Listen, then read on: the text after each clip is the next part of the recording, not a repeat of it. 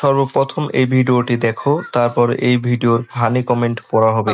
প্রতি মাসে সৌন্দর্য ধরে রাখার জন্য যদি মেকআপের হিসাব করি, এটা তো প্রায় 2 লাখের উপরে চলে যায়।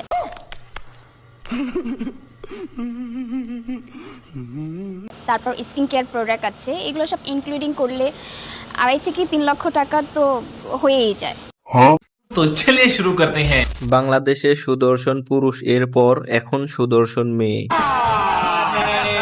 গাড়ি যতই সাদা হোক, ইঞ্জিন তো কালোই। আমার নজর তো ওর ওইগুলোর দিকে। মেকআপ করে এই অবস্থা, মেকআপ তুললে তো সবাই ভয় পালাবে। আপনি এগিয়ে যান সোজা পাবনার দিকে।